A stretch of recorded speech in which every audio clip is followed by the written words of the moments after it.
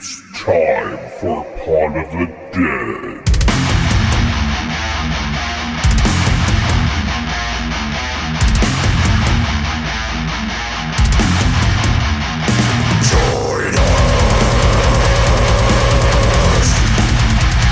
Only redeeming quality. Oh, really? Okay. Okay, we'll get it. We'll go. Okay. All right. Hello and welcome to Pod of the Dead. I am your host, Nicholas, and with me, as always, are the two final girls, Stephanie and Natasha. Hello. What's up? On today's episode, we are covering the 2009 horror comedy film, Jennifer's Body. Coming into today's episode, girls, what is your history with this film? I had never seen it. All I really knew about it was it had Megan Fox in it, and she eats people. That was it. That was mine too. That was literally it. I remember seeing like the cover of it once upon a time on like one of the streaming services, and I was like, I don't know if I want to see that or not. And then just moving on with my life. So that was about it. This is a movie that I definitely skipped. I skipped on. I didn't up until recently know that Diablo Cody wrote it. So if I knew that back then, I probably would have checked it out because I really liked Juno when it came out. So this like came out like a couple years after that. I probably would have watched it, but yeah, I'm not like crazy about Megan Fox or anybody that's really like on the posters for this film. So there was no driving me to watch it. But yeah, so this was a first watch for me. Yeah. Yeah, so it was the first watch for all of us. So yeah. So Tasha, would you like to tell these fine folks at home, even the assholes in the back, would you like to tell them what Jennifer's Body is? Yep. As she's sneezing and dying. I was burping. I got that out of the way. Okay. Jennifer's Body is a 2009 American comedy horror film written by Diablo Cody and directed by Karyn Kusama, starring Megan Fox in the titular role and Amanda Seyfried alongside Johnny Simmons. Who's Johnny Simmons? Johnny Simmons played Chip. Okay. Amanda Seyfried's boyfriend. Okay. J.K. Simmons, Amy Sedaris, and Adam Brody in supporting roles. The film follows a high school student demonically possessed following a sacrifice who kills her male classmates and devours their flesh in order to survive, with her childhood friend striving to end her killing spree. That is 100% basically the entire film. The entire film, literally. That doesn't leave anything out. They shouldn't have said so much, really. And there's some Panic at the Disco songs in it. And that was actually really good. Lots of emo, like late. It's literally like if Hot Topic threw up a fucking film for teenagers. What's really weird though is it's for teenagers, but it's clearly rated R. It's like in that. Personally, I think that has something to do with why it didn't do so well in the marketing. Because, like, if this was a PG-13 film and they took all of that out of it, it would have ruined it. Well, it probably would have done better in the theaters. Oh, yeah. But I wouldn't. It would have made the movie worse and stuff. Yeah. But so this movie actually had a lot more famous people in than I expected, to be honest. So that's not the overview that I have for this film. Oh, no. Here we go. I know what one of these are going to be, so go ahead. High school student Jennifer Check buys her first car, who is actually the Autobot Bumblebee. Yeah! I knew it! Bumblebee defends her and her girlfriend, Megan Fox. No, we all know who this is.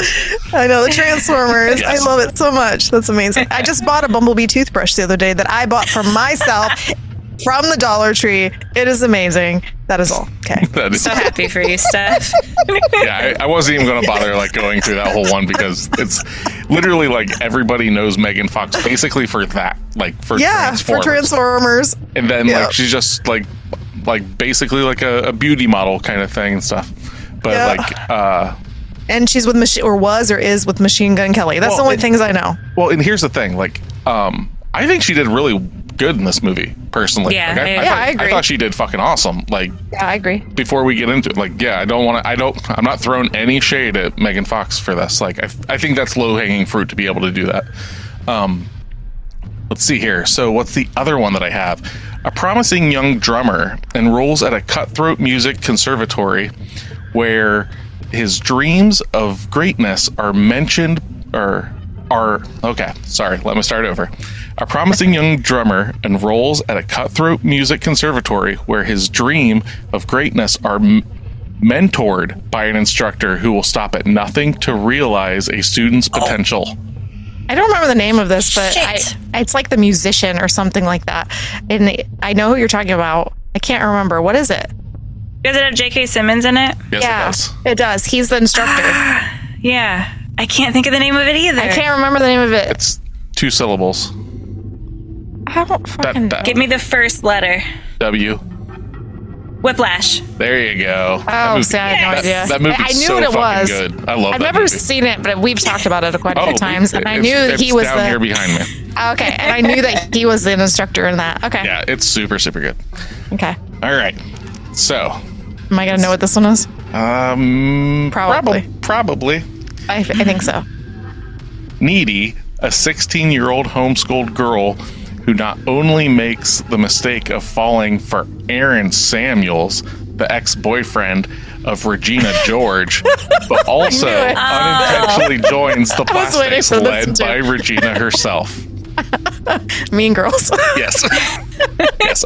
I Amanda knew that one. Seyfried is, yeah, Yeah, she's she's like a main character in that. She's the one that like grabs her boobs and is like, I can tell what the weather is. That's right. and I think she did fucking great in this film too. She did. I actually think she's a really good actress. She plays a lot of different roles really well, and you would think from watching her in Mean Girls, she was like a really dumb blonde. But this one, she doesn't play that part, so I like her abilities. She's good. So, talking about Megan and Amanda real quick before we get into like budget and everything. So before Amanda Seyfried was got the role, Emma Stone was considered for the part. Okay. Of Needy, and Blake Lively turned down the role of Jennifer due to scheduling conflicts with the television show Gossip Girl. Okay. Oh. So that's like in a different sideways universe. Those are the two that would star in this film. So They'd probably do really well in it too, honestly, because that would fit pretty well in this. yeah, I could see. Like, I'm actually not very familiar with anything Blake Lively's been in other than Ryan Reynolds' Pants. Yeah. But I that's told about you it. we have to watch that movie of A Simple Favor, I think is what it's called. They just put it on Netflix. Are there and tentacles? No, Not interested. no, but it's really it's really good. I saw it once, and I want to say it might be technically classified as like a murder mystery or a horror, something like that. It's a So, thriller, yeah. Yeah, Okay. I was like, I knew it was. It's really good. So 2009. What do you think the budget for this film was? Well, considering it's from like who made this? Universal parent, somebody who made this movie. It was like a bigger budget. I Like think who distributed it? My brain is telling me it came out from Sony, but Okay, I'm not 100% sure. I don't remember. I'm No, gonna it's go. Fox. It's Fox. It Oh, came Fox. Out, Okay. It came. Fox distributed it. Okay, I'm gonna go with 7 million. 7 mil. Yeah. It might have been a lot more than that. I could be really off. 10 million. Its budget was $16 million. Yeah, damn. I was like, I wondered because there's a lot of like extra effects that they have Yeah. to use, I guess, or So gore. on its $16 million budget, what do you think it raked in at the box office? Did this actually have a wide release? Yeah. Oh, I didn't even know that. Okay. I don't think this gives anything away, but it came in as the 12th highest grossing film in horror for its year For that it that. came out. Okay. Oh, okay. Yeah. 3 million. Good job, Tasha. I'm gonna go with $1. yeah. I'm gonna go with 15 million. 31.6. Oh, it doubled. Oh, its wow. money. Almost. It doubled a little over. A lot of the problems come from just like how the marketing for this film worked. Like they didn't know who they were trying to Well, they knew who they were trying to sell the movie towards, but those weren't the people that were going to go see it. That's true, because they couldn't get in without their parents going anyway. Correct. They were like trying to sell this to like 15-year-old boys and stuff like that. But at the same time, that's not the audience this movie's even close to made for. Like, I think this is definitely like a women's horror film. I agree. And stuff like that. Like, even though I would say young girl, like young teen, like teens, like 13 to 21. It's definitely misleading, quote unquote misleading, not intentionally or anything like that. But when you have like literally like Megan Fox, who's like a on the side of like a bomber jet, like smoke show kind of girl as your character, right? It's like, well, we got to get the 15-year-old boys in here. It's like, well, no, like there's a lot more going on. Like the fact that she is an attractive girl matters in this film. Like it does actually matter. It's not that it's just like, well, we got to get the hottest girl we can to sell this film. It's a part of the plot. Yeah. So, but. So yeah, this came out, like I said, 2019, to give you kind of the landscape. 2009 or 2009. Jesus. I was Christ. like, you said 19. I'm like, man, that's noon. So when this was coming out, you've got like The Blind Side, Ice Age, Dawn of the Dinosaurs, Monsters vs. Aliens, the first Star Trek movie, well, of the newer ones, The Hangover. Those are all okay movies. Avatar, the first Yay! Avatar. 2009 is your year stuff. So you got Avatar, you've got Twilight Saga, New Moon. Yay! Up. I haven't seen that. Harry Potter and the Half-Blood Prince. Yeah, that's good. And number one for the year, raking in almost $500 million, is Transformers: Revenge of the Fallen. Yay! Wow. I love Transformers. Yeah, 400 and some odd $1 million. You know, just some measly. Just some, yeah. Right. I love those movies, all of them. So that's incomprehensible. Yeah, it's numbers don't even go that high. No. As I previously said, Jennifer's Body came in as like the 12th highest grossing horror film for the year. I'm not going to go through all of those, but this was the year that Paranormal Activity came out. And it was the number one by almost double to what second place was. Wow. Okay. So you've got Paranormal Activity, and I'll just run down like the top 10. Paranormal Activity, The Final Destination, Friday the 13th remake, Haunting in Connecticut, My Bloody Valentine remake, The Unborn, Drag Me to Hell, which we'll be covering sometime this year, I believe. Okay. Halloween 2, which is the Rob Zombie one. The Last House on the Left remake, and The Uninvited. Also, I guess we'll do number 11, Saw 6. So like we're so deep into the Saw films at this time. Wow. And then Jennifer's Body. But but yeah, like lots. This is definitely like we're like, so Paranormal Activity comes out now. That's going to trigger this whole other new stuff coming out. Mm-hmm. But we are so deep into remake territory at this time. We kind of have always been that way a little bit. Yeah, but like if the top almost half, if not more, of these top 10 horror films that came out this year were all remakes. Mm-hmm. So, but yeah, I think personally, if this film came out now, it would do like 400 times better, like than it did when it came out in 2009. Just because I think the audience is more open to the, granted 2009 was not quote unquote that long ago, even though it was like 15 years ago. I just think like considering the underlying narrative and stuff in this film, which we'll get into after spoiler territory, I just think it's kind of ahead of its time. Not saying that it's the greatest film ever, but it definitely like it was way better than I expected. I expected this to be like hot garbage, and I did too. Yeah, I agree. Well, the only thing I think that would be different nowadays is they would have to update kind of like the technology stuff. Yeah, that too, in the language. Some of the the cell phone usage, the computer usage stuff. Like I think because they still had like flip phones and this. Well, that's obvious. Like, so like those kind of things. But yeah, the actual narrative. Yeah, absolutely. I think it would work really well. They could do a remake of that, and it would probably work since we're talking about remakes. Well, actually, this past year, Diablo Cody expressed interest in a sequel. She's like, I'm not done with Jennifer's Body. I just need to partner with people who believe in it as much as I do, and that hasn't really happened yet. I need someone to believe in it who has like $1 billion. And when this movie came out, 20th Century Fox did want to make a sequel. The senior executives at Fox wanted to make a sequel, which would have basically been about a main antagonist, which would be a bisexual boy possessed by an incubus. So they're basically just going to gender swap it. Okay. So like in this film, granted, like we won't give away. I kind of maybe gave a little something away, but whatever.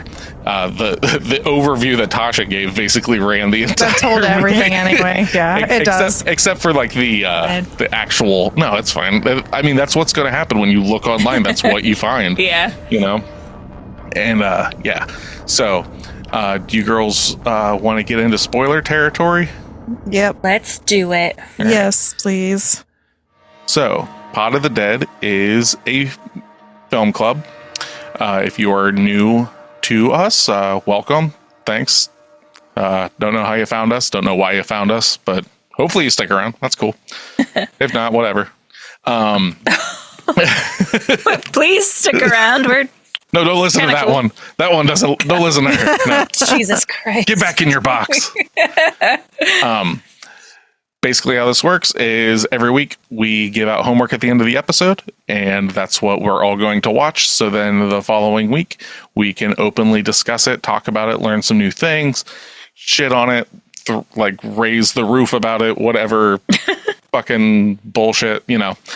But if you have not seen Jennifer's Body, it is currently streaming on Peacock. If you don't care about spoilers, stick around. If not, if you don't want it spoiled, show back up the last 15 minutes or so of the episode. We'll be giving out homework for next week. So without any further ado, let's get into it. Let's start talking about our thoughts and our feelings of this film. If you'd like to be part of our horror film club, make sure to follow us at Instagram, Threads, and Facebook at Pod of the Dead. All of our episodes can be found at podofthedeadorelse.com or wherever you stream music and podcasts. If you have movie recommendations or questions for us, email us at podofthedead666@gmail.com. Don't forget to leave us a 5-star review. Or else. Oh, all right. We got whose review are we doing first? Oh, Tasha, will you give me that 10 out of 10 that you wrote? Yep. No, you just skip me. Skip me for this time. Well, Nick did just say for no one to listen to me, so that holds true right now. When this movie first came out, I mistakenly thought it was just meant to be like every other horror movie, and I didn't even give it the time of day. Now, knowing more about the queer and feminine roles in traditional horror, I am blown away by the role reversal, the self-awareness, and the cleverness of this film. I watched it recently and was amazed with the witty writing, funny acting, and great soundtrack. I will agree with the soundtrack. That's the best part. Megan Fox deserves so much more recognition for this film than the Transformers series, which disrespected her on screen and behind the scenes. She is funny, sexy, and powerful in every scene. Amanda Seyfried sells Needy's conflicted character throughout the film. The queer text in this film is so beautiful and reflects a lot of Western Gothic tropes like feminine empowerment, repressed sexuality, grotesque beauty, and the desire to become someone else. This is by far one of my favorite horror movies. I know a lot of people might not like it, but I recommend everyone watch it at least once. I think it's fair. I do too. Yeah. I don't know about the 10 out of 10, but I think that was, yeah. Yeah, God, no. No way. Some people are more liberal with their things. They watch everything, That's and it's true. a 10. It's a 1 out of 10 or a 10 out of 10. Yeah. That's it. Yeah. There's no gray area. Yep. They Pass, love it or fail. they hate it, which is do actually kind of agree. cool. So, Yeah.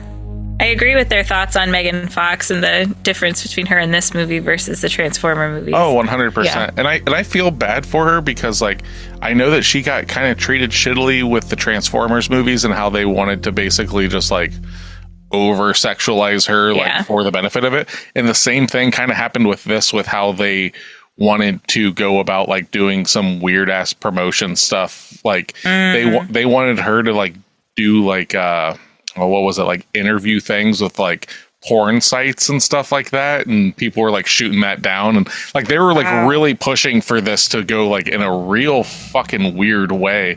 And it's like I'm not sure how old she was at this time, but I'm pretty sure she's younger than us. So like 2009, she was probably like in her super early 20s, and like for her first films, for them to just really try to exploit her look and stuff like that to that degree. It's one thing, like I do understand that this film has like definite like sexual like parts or whatever, like there's sexual The whole movie. well no Yeah, but I this mean like whole well no, shut up. No, I'm trying to, there's a certain word I'm trying to use, underpinnings that like it really does matter. Like you couldn't take the sex out of this film, like that's correct. Where like, but like Transformers, that doesn't fucking matter, and it's just not like needed. Yeah. and it's just like, oh my god, look at this one over here, look at this. It's just like really fucking skeezy. But She was 23 when that movie was made. When Jennifer's Body was made. yeah, so that's so crazy. she's our age. Yeah. Okay. So, do you want me to do the review, or do we want to keep talking about the movie in that way? Well, you are currently talking, so Oh my god. Okay, I'm gonna. All right, 1 out of 10. Oh my god, what was that? One of the most stupid, aimless movie. One of the most. Okay, this isn't. Okay, I'm gonna try to get through this because I think we got some grammatical errors here. Steph, They were Steph, so fired up. Just read what you wrote, okay? Yes, I will read what I wrote. Okay. One of the most stupid, aimless movie of all time. It's the worst movie in 2009 for sure. The script was terrible, not scary, not funny, not witty, not mysterious. So why? Why did Diablo Cody have to do that to her viewers? I wasn't a big fan of Juno, but that was not what I expected. Trailer wasn't like that at all. I mean, I don't think anyone expected a masterpiece, but this horrible plot, lousy acting, loathsome script, pure awfulness, and Megan Fox to carry a film. Come on, Hollywood, get real. Just don't watch it. You can do much better things than sit and watch this crap for 100 minutes. I gave it a 1 point, but I gave it a 1 point, but if there were a point below that, believe me, I'd give it a point. Okay. I guess we're looking at points and not stars. Okay.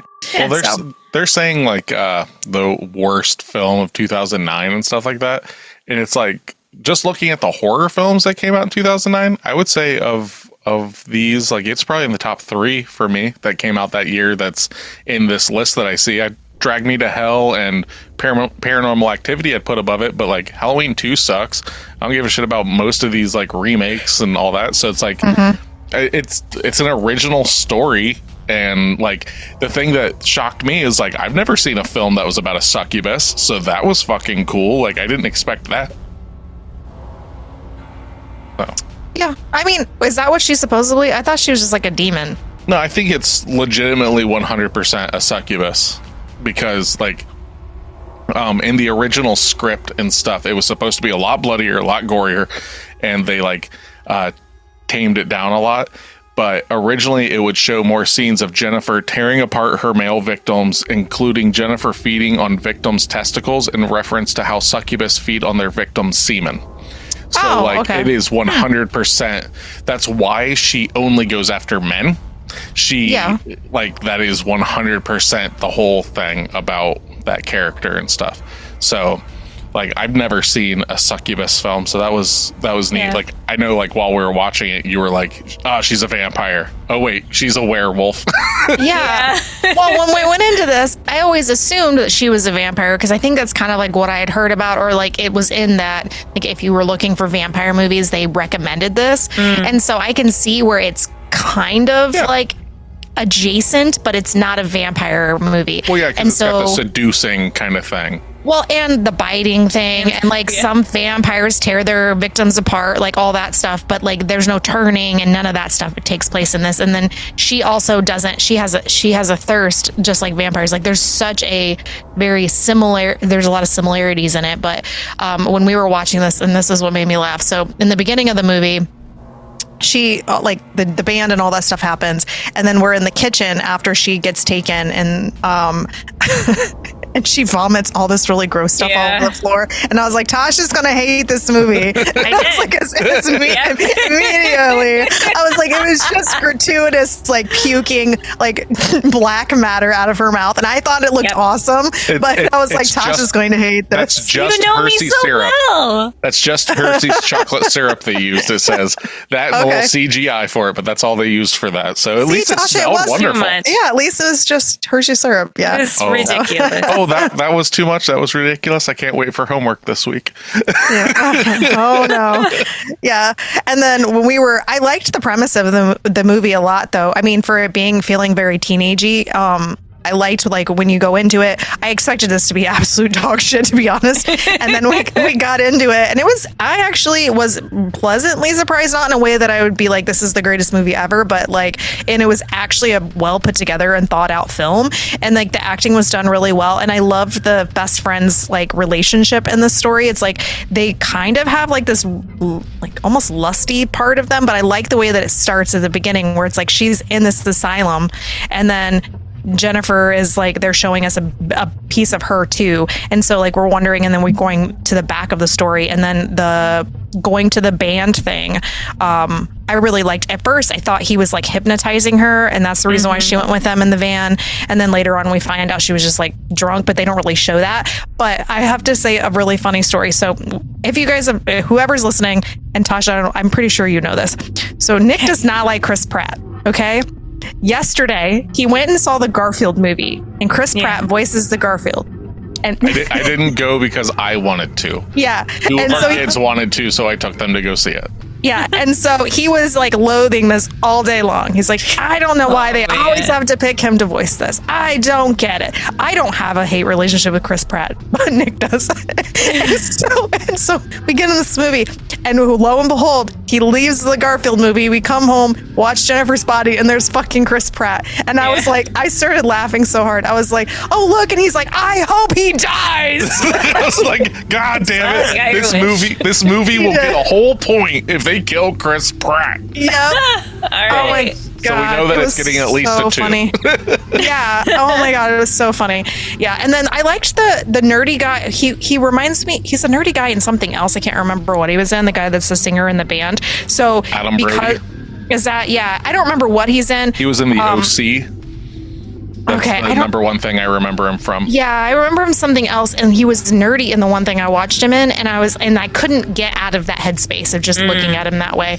But other than that, like there wasn't much about this movie that I think that was like horrible or anything. I liked the gore in it. I thought it was good. It was actually gory. Yay! It was okay. I could have done with some more. I could have too, but I mean, there was like 4 scenes of it that was pretty decent. I thought the first time you see like when the football player gets killed and stuff, and he's legit gutted open and stuff. I was like, hell yeah! But I don't think it gets that hard anymore for the rest of the film, and I thought that's where we were gonna go, and I was like, oh hell yeah. But at least, you know, like it gave me that little bit, and like the blood in this movie looks really good. Like anytime it's splattering or anything, I was actually pretty impressed. The practical effects in this film I thought were really good. The CGI, on the other hand, is bad. Super bad. Like when Jennifer's mouth opens, or the fire in the fucking that whole scene, once that fire starts, that whole scene is really weird. Like, I don't know how anybody on set or in the production had none of these people had ever seen how people react to a fire or getting out of a fire. It was very weird because it's like they were just like, oh, this is pretty crazy. You want to get in the car or whatever? Literally like not even 100 yards, like fucking 20 yards behind you is a burning bar with people screaming and dying, and like they're just like, well, let's get out of here, blah blah blah. And I understand that they are trying to get her into the car so they can sacrifice her, but you'd think that there would be like a little bit more like, oh shit, like we gotta get the fuck out of here. Like, no, it's just like, hey, what's happening, guys? Like my guy liner.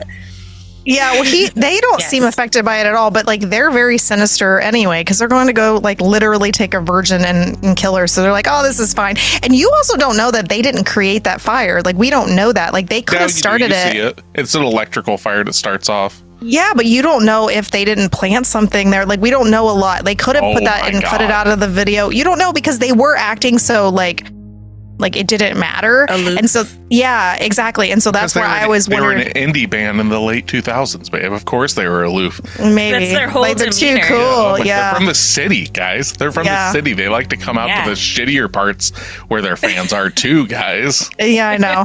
This would have made it would have made like 10 million times more sense if this was a metal band, because I don't know of any satanic indie rock bands. So if anybody can point me in the direction of like the satanic Bright Eyes, I'm here for it. Well, I mean, I guess Amigo the Devil's kind of that, but who knows? Yeah, it was interesting, and he still seems nicer. Yeah, and then when she was down there, like I said, I thought I wasn't intoxicated. I thought she was like enthralled by him. So I just assumed that she wasn't freaking out, but her friend still was. Like, her friend was the whole time, and she called her boyfriend, and she did all of those things. And the guy that I know you guys have mentioned his name. I can't remember what it was. The guy who's her boyfriend in this. Chip. Chip. Oh yeah. I did not like him. He was my least favorite character in this. Well, he's super. It's like a wet paper bag. Well, there's a reason for that, though. He's like the very safe bet and everything. Yeah. And Needy's character throughout the whole movie is like, her main thing is like, she's into Jennifer. Yeah. And it's like the unrequited love thing. And it's proven in the scene where Needy and Chip are having sex. And she's just kind of like, oh, okay. But she's like then she starts to freak out because she thinks she sees Jennifer and everything. But then when her and Jennifer hook up, she's like really fucking into it and stuff. So like, that's like, it's that whole, like the whole having a beard. Like she thinks she's straight, or she has to act straight or whatever. So she could just be bi. Well, yeah, but like, it's that whole thing of like not knowing who you are, but then like being like, oh wait, no, like I'm actually not into this. Like, yeah, he's a nice guy and all this stuff, but this isn't actually doing it for me. Like, I actually want this other thing. Yeah, and I mean, at the end was really sad too, though, because like I think she cares about him and loves him in her own way, but she's just not into him. And then he's super into her, and then he still gets offed anyhow, which was kind of sad. And like, I was hoping, even though she'd bitten him, that he would like, it wasn't bad enough that he would die, but he died. So I was like, oh, that kind of sucks.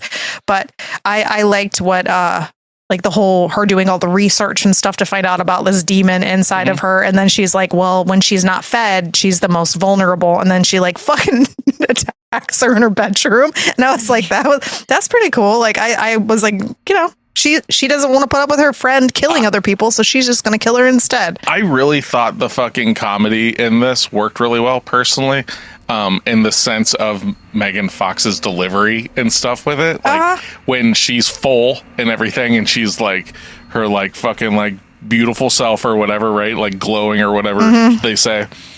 She's so fucking like arrogant and just like, and all, like saying all this shit is just kind of like cracking me up, because it's everybody else is like mourning and stuff, and she's just like, I'm a fucking god, I'm so fucking cool and all this stuff. I'm just like, oh my god, what an asshole. And then like when she's like getting hungry and stuff, she just looks like death warmed over, which literally she is. Like, her body is technically dead, and it's only the demon inside of her that's keeping it going from feeding. So like, just how she's just like, I don't fucking know what's wrong, I fucking look like shit and all this stuff, and she starts realizing what it is, and it's just this cycle and everything. And I found that like, that part of the movie I found endearing. I really liked.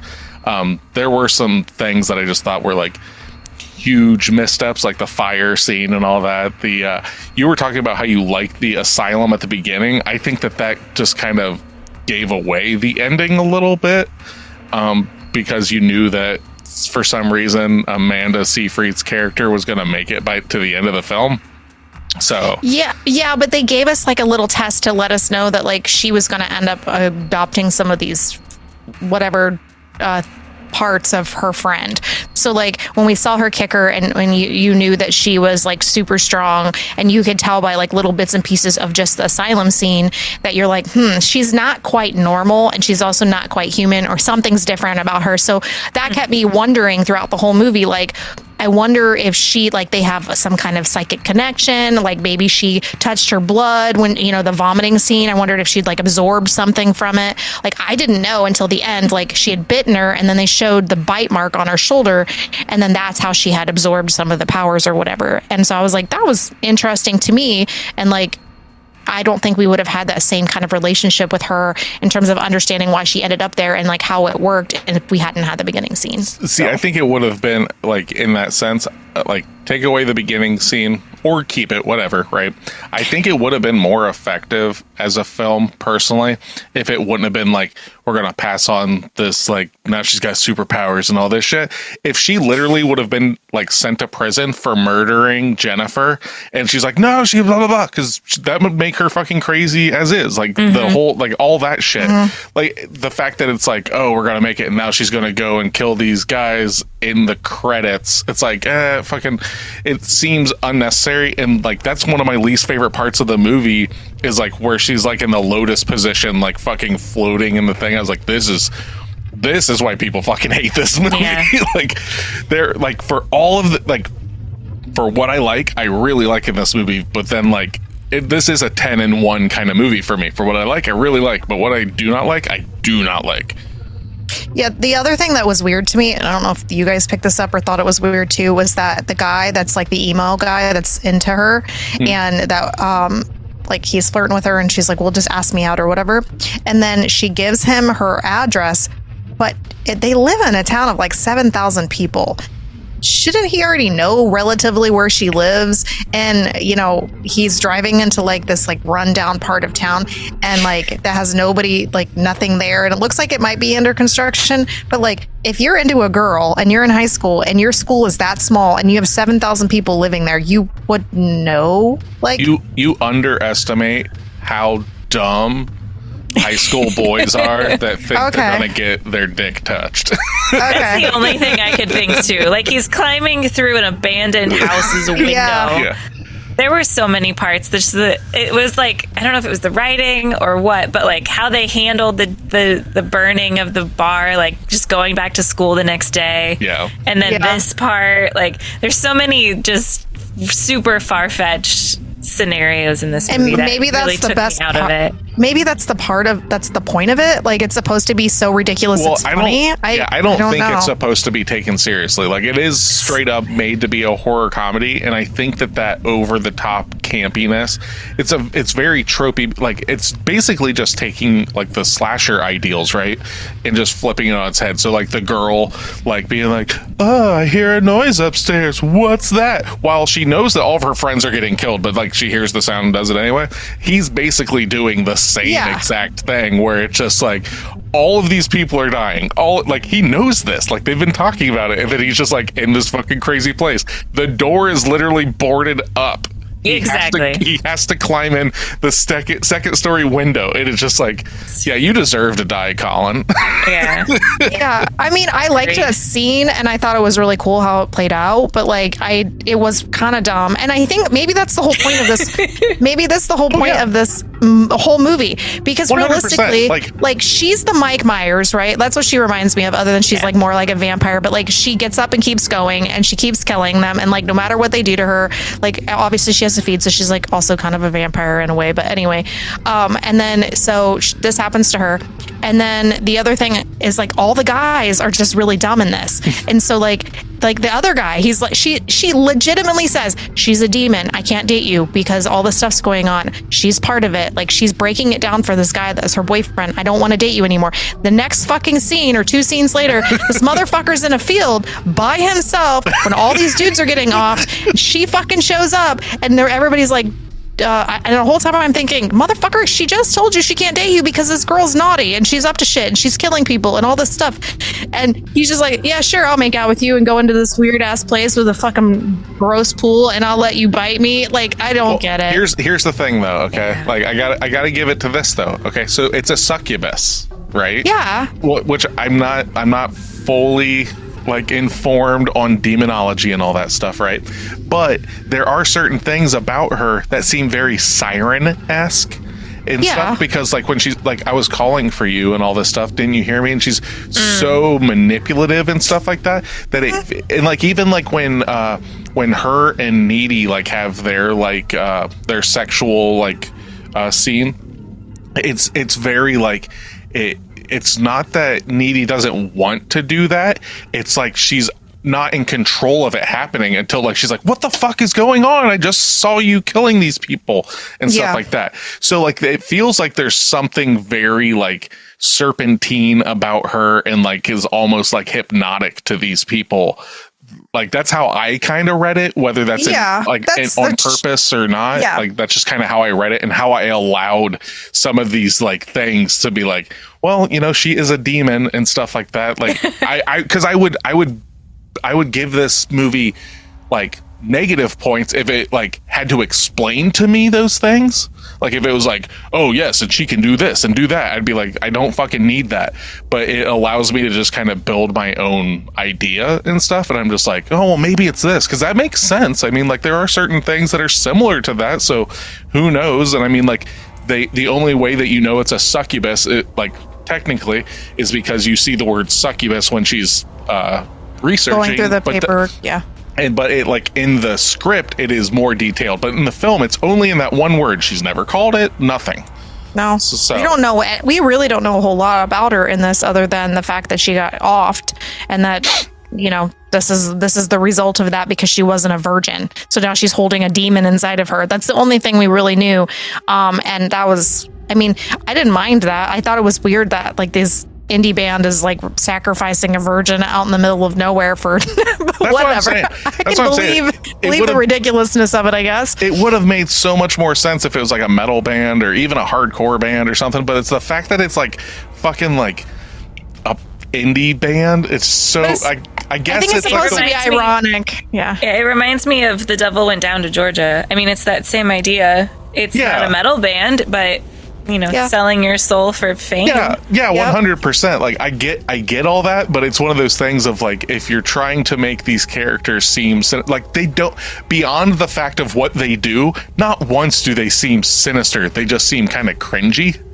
Yeah, well, that's probably why. The whole movie is cringy. Yeah, it fits in perfectly. It does. That's true. It isn't. It is cringy. I agree. But I liked the cringe because it is. I didn't even think about the word. Yeah, it does feel campy to me. That's true. I didn't 100%. Even think about that. That's true.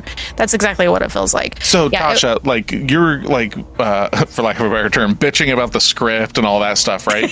What is your take on Juno? Like, did you like Juno?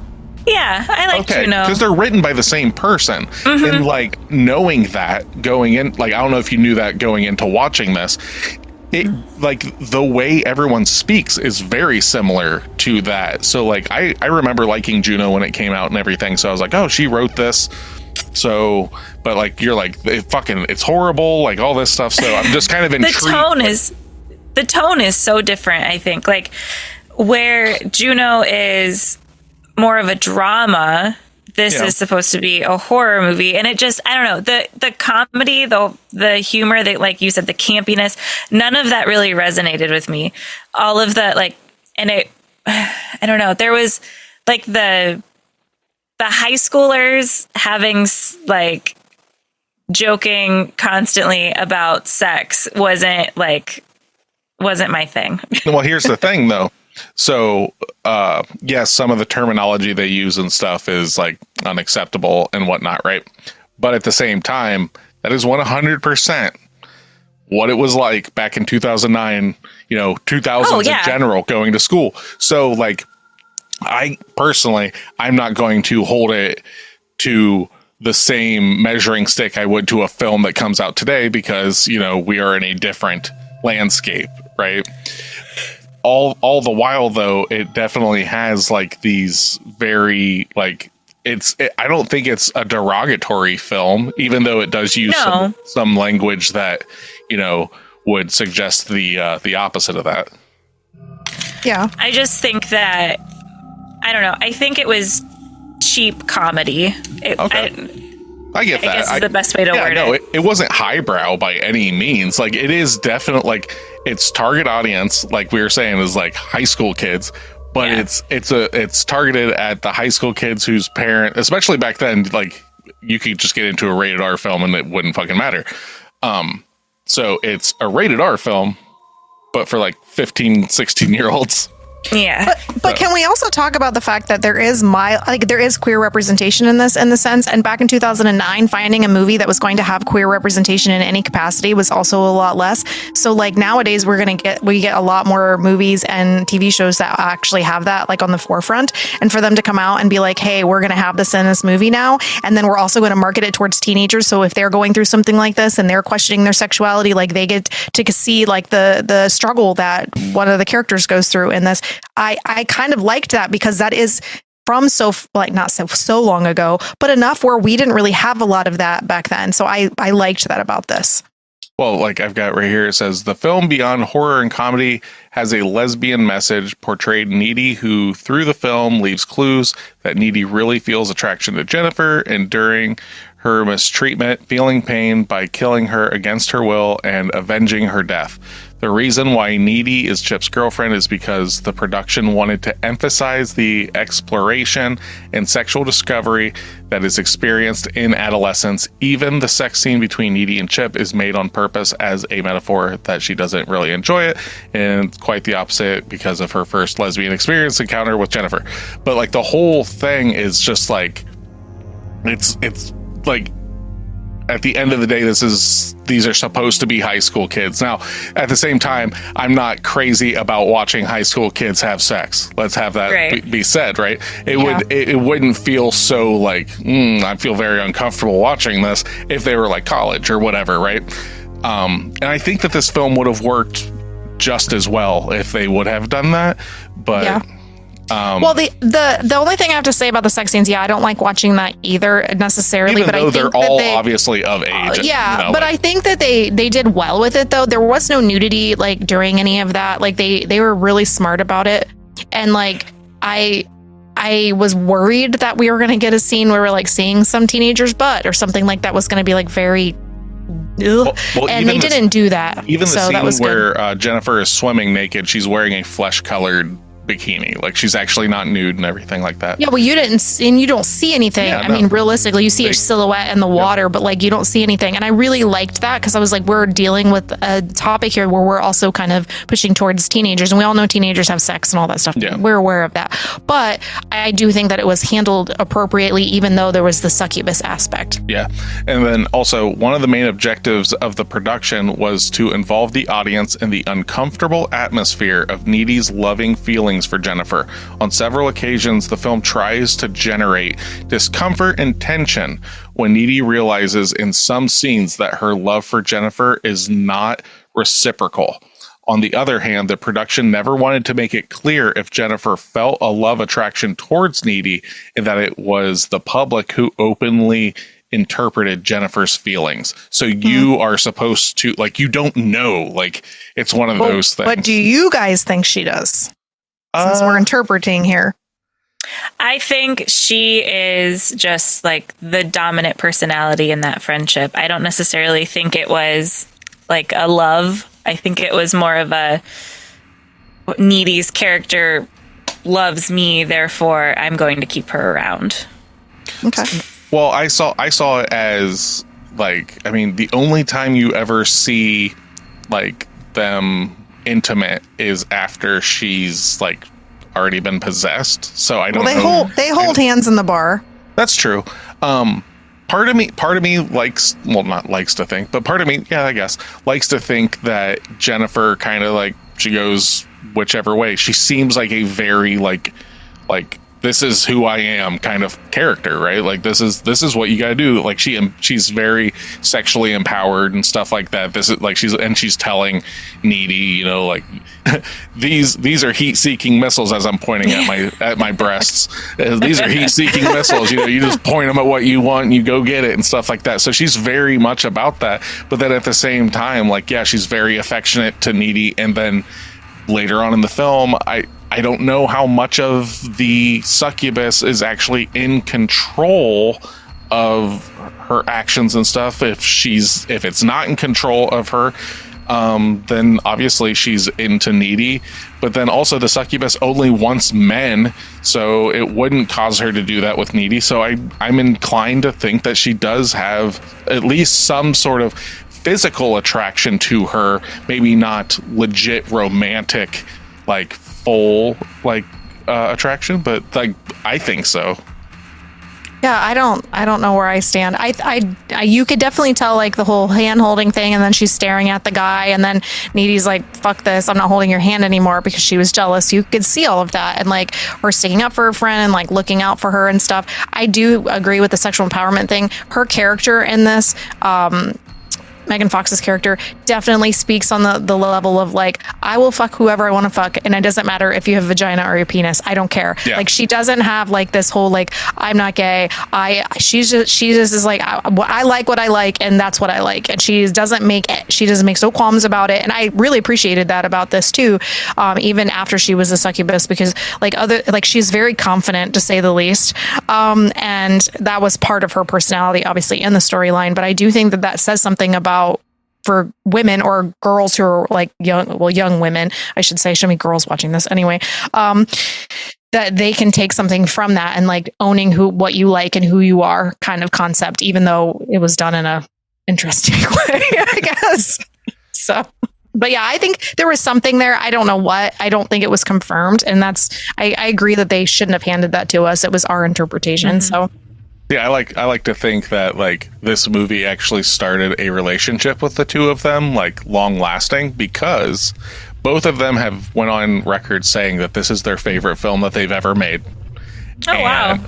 And they kind of feel bad that it doesn't get the credit that they feel it deserves and everything. And both Amanda and Megan enjoyed the kissing, flirting scenes that went on between them. While both of them understood that they were only acting, both women remarked that there was a legitimate physical attraction that they felt for each other.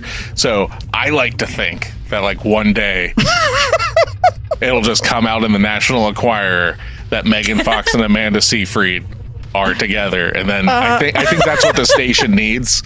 Is that needs to happen? It'll bring everyone together. I think we'll, and then that's how we unite. Okay. Yeah, and then they just take Chris Pratt and throw him into a volcano, and then we're all happy. Yeah. Okay. All right. I see that. Okay.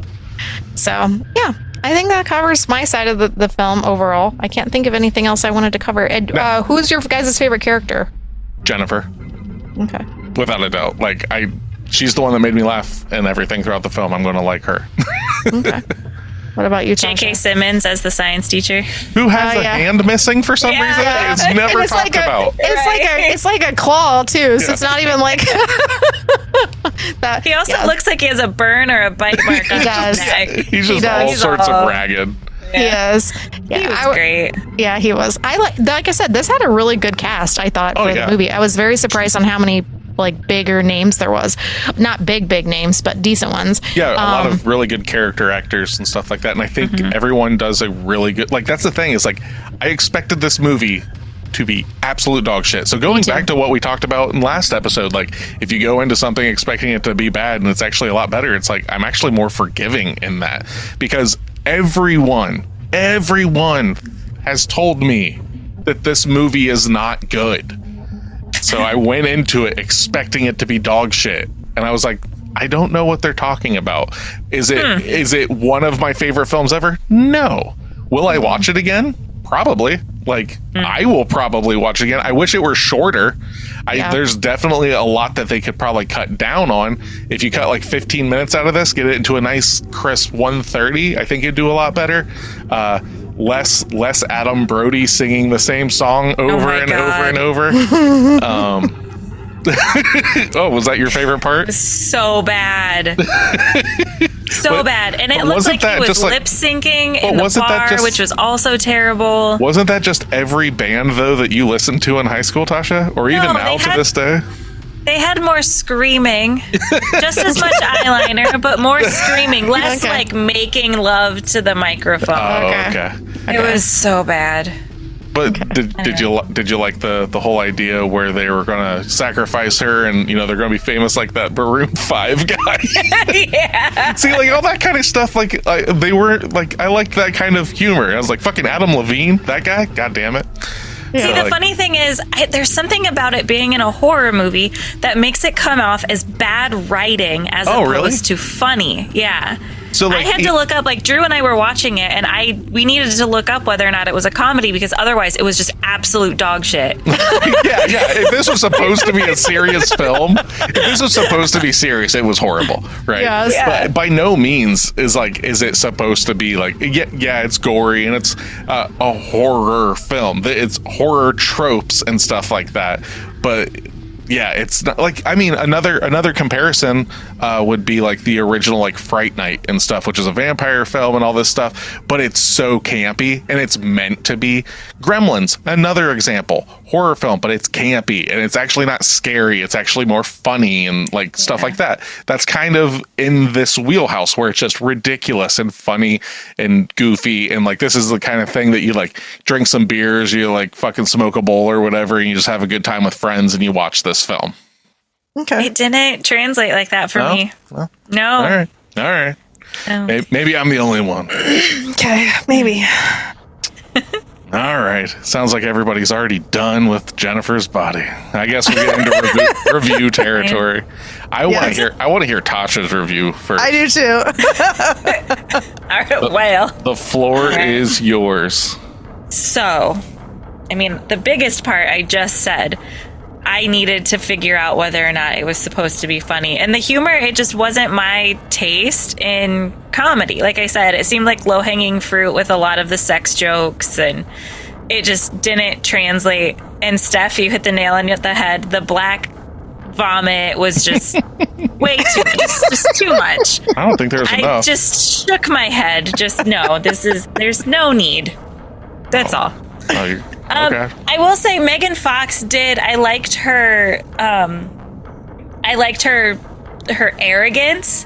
That came across intentional. That came across not as bad acting. I liked the girls. They did well, but it just like I said, I wasn't chalking it up to the acting. I was chalking it up to just bad writing. Okay. And I just didn't think it was funny. I really like the Fueled by Ramen soundtrack. Those are still a lot of those songs I have on my liked playlist on Spotify. Currently, I was listening to Silver Sun Pickups like just a couple of days ago. Oh yeah, I heard that kick in. I was just like, oh shit, yeah. It's good. So that was, like I said, and that was my favorite part. It like took me back to, that was my freshman year of college when this movie came out.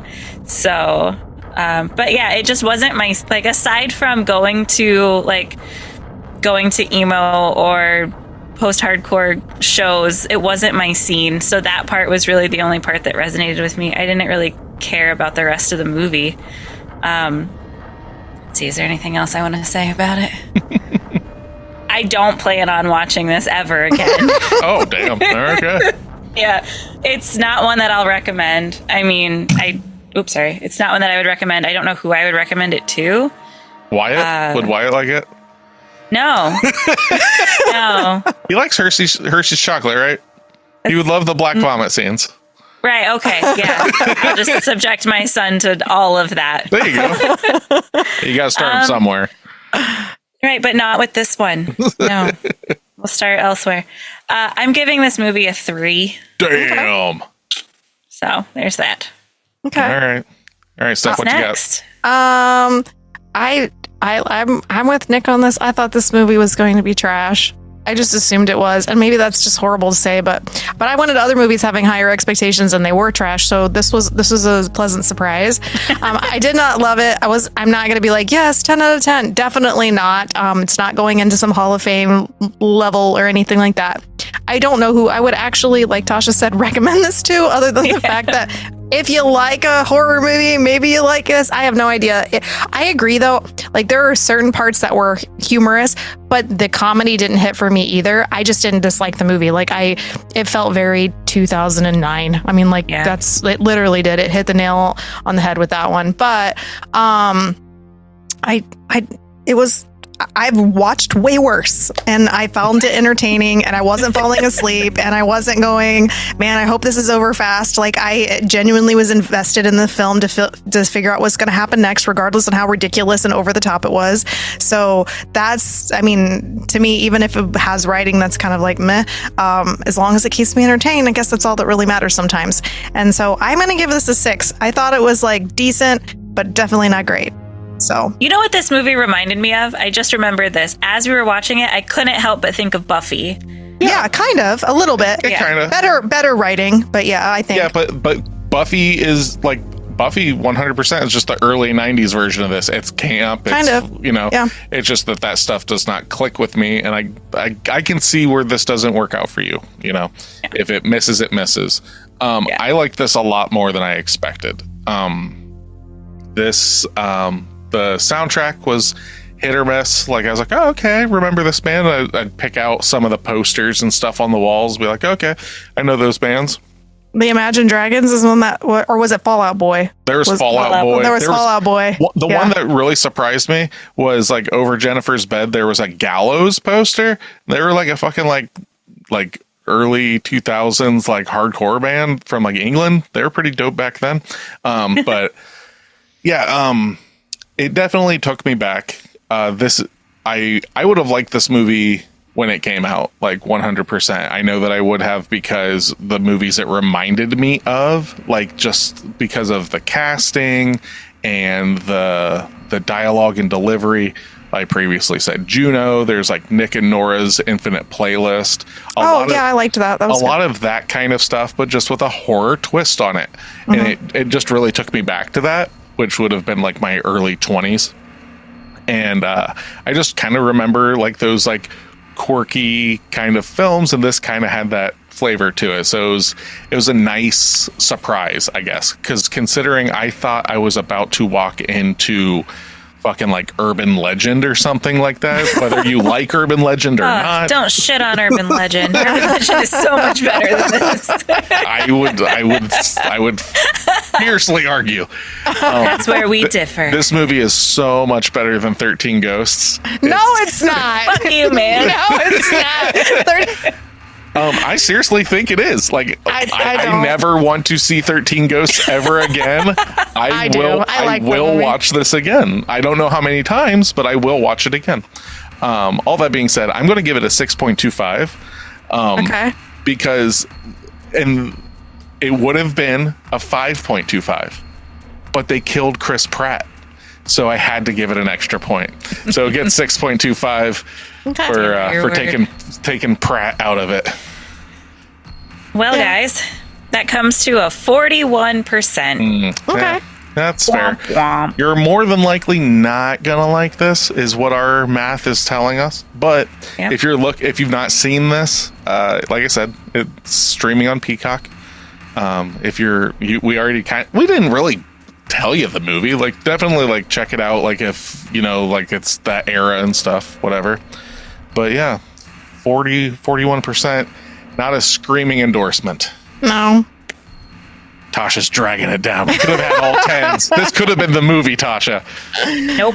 No, it could not have been. I could knock it down a point. I mean, I give her credit. She gave Buffy a 1. So giving this a 3 is like, that's way better. That's way better. So What other films have we done that you would put down around the 3 category? I don't have any of that stuff. Like The Exorcist. Like Exorcist territory. Yeah, I'd say Tasha hated that movie too. So yeah, I don't know. Like if you said, Buffy. There was a stint of a lot of shit. Reanimator. You weren't a big fan of Reanimator. I don't remember. Neither one of us were, but I don't know if it was that low. Yeah, I don't think I gave it that low. That might have been like a 4 or 5. Okay, Yeah. so you really like this movie like missed hard on you. I don't like it. I was gonna say we all didn't like 1408. Like that was another one that was pretty that was low. also horrible. Which is surprisingly one of our best episodes. It's like literally like I know. our top episode of listeners. Yeah. And which hurts.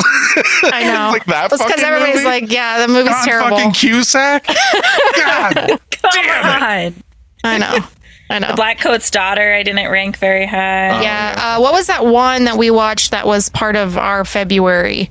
The first one. Oh, Pulse. Yeah, that was terrible. Yeah, you didn't like that so much. I hated it. I hated that movie. Yeah, I did not like that. But then the other ones were really good. So like they made up for it. So that was good. But yeah, I would say the worst movie we've all rated is probably Buffy. Oh, I don't think we're ever going to watch a movie that's worse than It's Buffy. down. I'm going to do my best to not ever have us watch a I movie know. as bad as Buffy, unless you at home have a movie that you like, or at least you've watched, and Yeah. you want us to watch.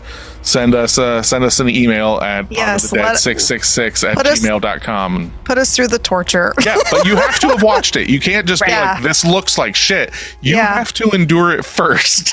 Yeah. Yeah. We're, That's the we're only willing to rule. watch most things. Yeah. Yeah.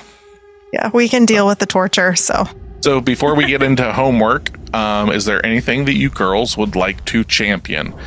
If you need a second, I'll start.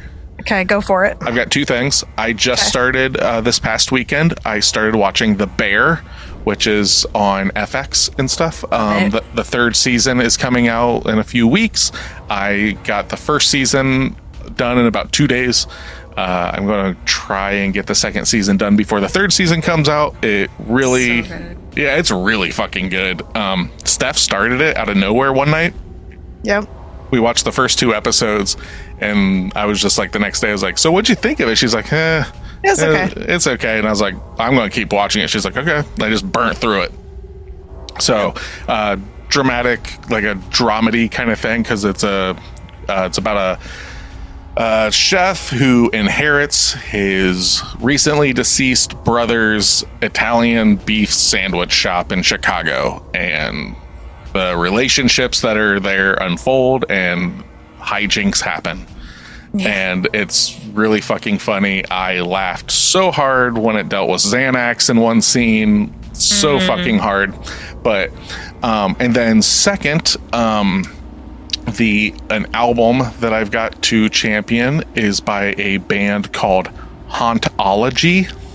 Okay. So like biology and haunt together. The album is called Hollow. It is a Polish black metal, but then like kind of progressive in there. Really pretty, like guitar work and stuff, but like really intense.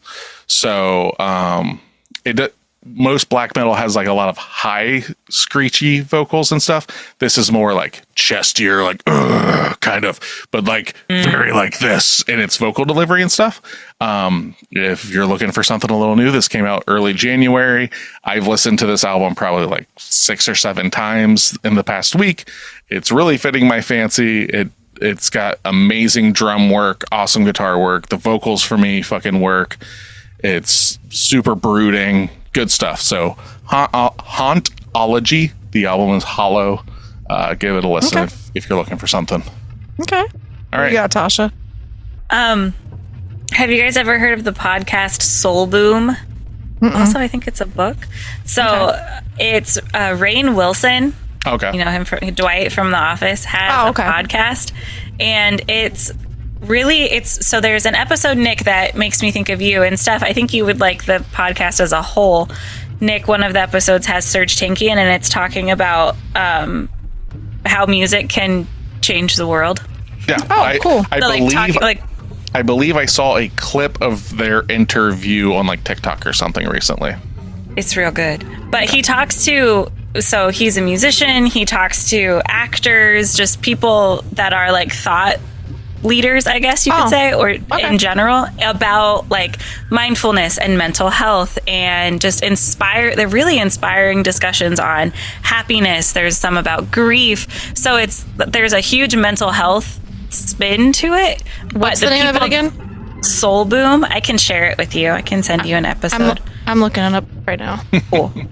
But there's only it's a relatively new podcast, and I believe he has a book out or a website. There's more to it than just the podcast. But I had no idea that he was such an insightful person, and hearing him as Rainn Wilson talk about the struggles he's been through and his life and the trauma that he's lived through and how he's kind of harnessed that for good is really, it's really, I keep saying insightful. It's powerful. They're really motivating. Good episodes. It's motivating. Motivating. Yeah. It's really new. There's only 6 or 7 episodes. There isn't a lot. Yeah, they come out on Tuesdays. Okay. Yeah, it started. So listen to us on Mondays, and then listen to that on Tuesdays. Yeah. Yeah. Yeah. I followed them, so I can go check it out. Cool. And see if I like it. So see if I like it. So okay, that sounds good. I like listening to that kind of stuff. Do you have anything else? No, that's kind of the big one. Okay. That's really the main thing. I don't have tentacle porn this week. I'm sorry. All right. Well, that's Pod of the Dead. But I do have some interesting stories. I decided we'll talk about some books today. I know I have talked about T.S. Joyce on here before. If you're new, then you haven't heard this, but I read a lot. I'm also an author. That's what I do for a living. And so I try to read at least a book a week. I usually try to read more than that if I can.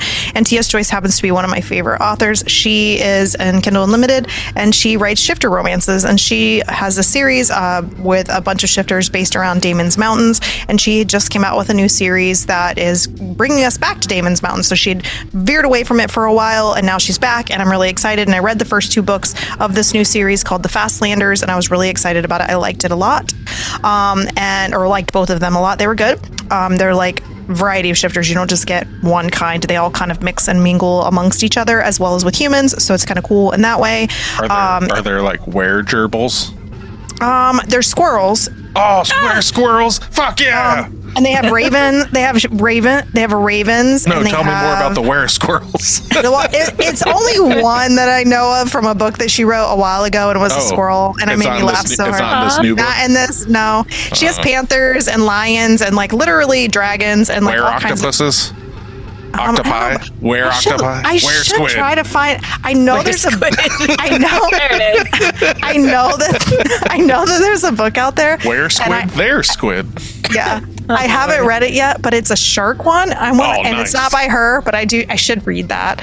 But she did write ones which were really weird, and this were probably my least favorite, where they were actually and I told you about this, Nick.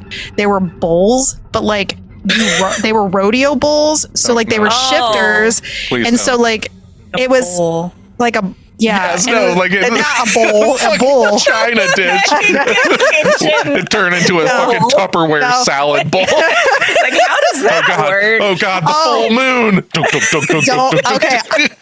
they all stack inside of each other. Tasha just brought this up, so you guys are all going to be subjected to this. I don't know the exact name of it. I might read it. I was just talking about it in my book club this week.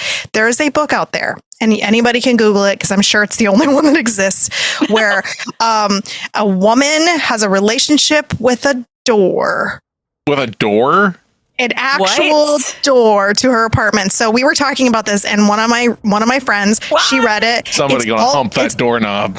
It literally, it's all over Book Talk. She the door talks to her and stuff. They have this relationship. She ends up having intimacy with this door. She fucks a door. Don't dance around the bush. She fucks a door. She legitimately does. I have not read this yet, but we were talking about it, and they were like, we need to add this to our book list. And I was like, I read a lot of really fucked up things. I don't know if I want to read about a book where she fucks a door who is talking to her, but then apparently he transforms into a human afterwards. I really don't know all the ins and outs of it. I just know that they have sex with the door. You could just have it where it's people shifting into microwaves, people shifting into burritos, burritos fucking microwaves. I'm giving you an entire universe. No, but new genre. I mean, I did talk about the marshmallow one a few episodes ago. So I did read that one, and it was about Peeps. Yeah. So that does exist. I mean, there is some weird shit out there. And then off the topic, which is still on the topic, I read a book, part of my book club, also called "You're So Dead to Me," and this book is about a woman who can see ghosts, which is like the TV show Ghosts. God, that's right. And she has sex with 3 different ghosts in this storyline, and she can see them, and she builds this relationship with them. And if you've seen the TV show that's also in the UK and in the US that's called Ghosts, it's almost exactly the same thing.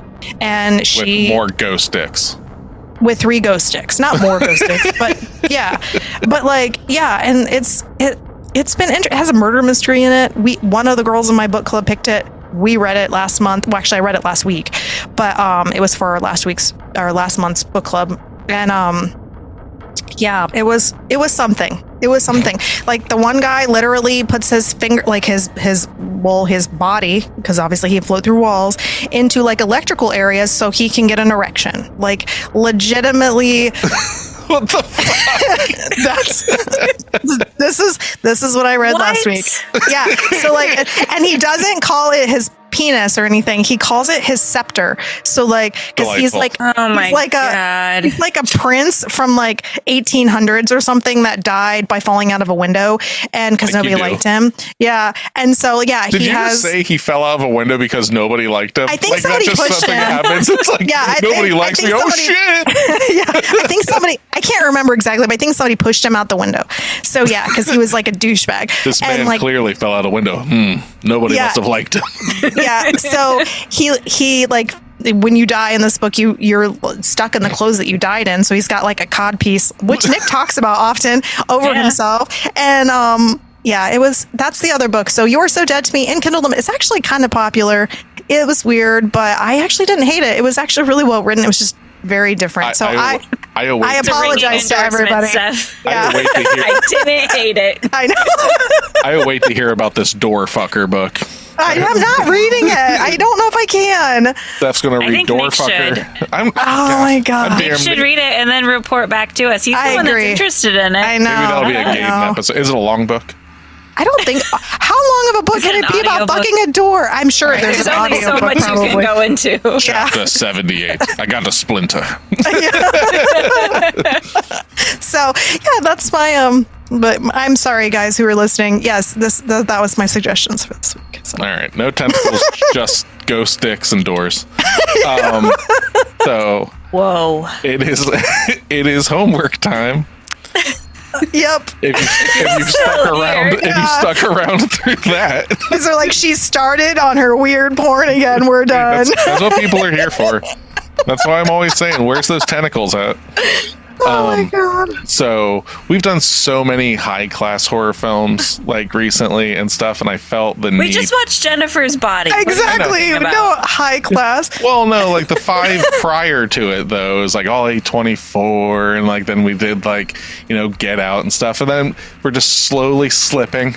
We got into Jennifer's Body, so we're slipping further now. Oh, so down in it.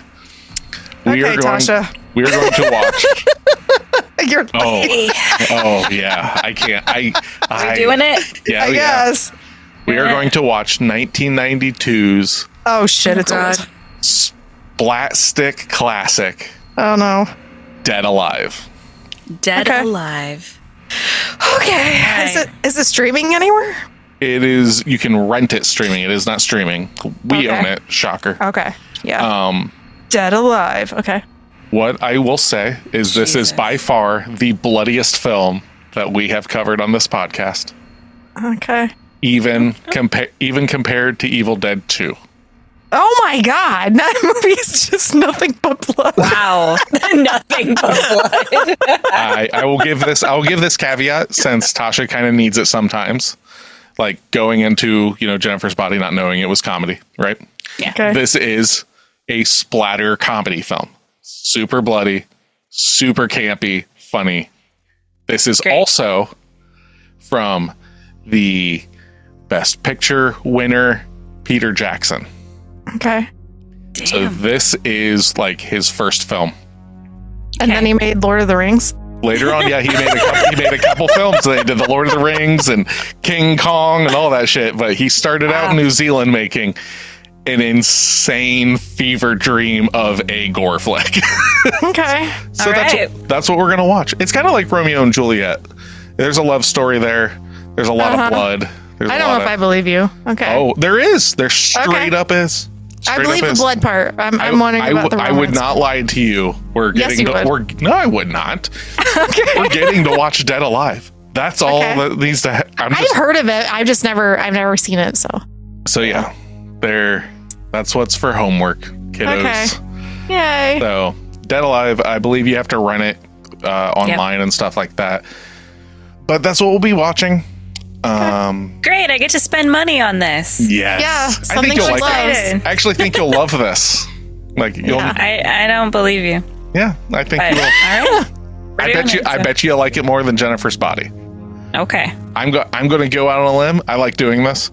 Remember last time you did that and it did not pan out. Yeah, I know, right? That's true. Here we are again. I'm going to guess that you give it like a 5.5.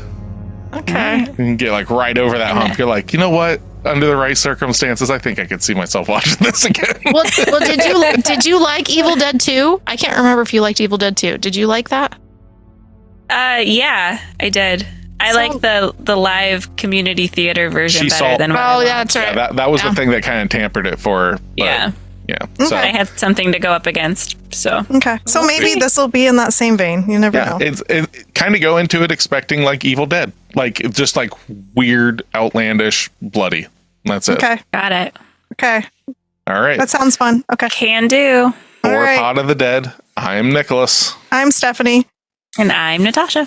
Come back and listen to us, or else.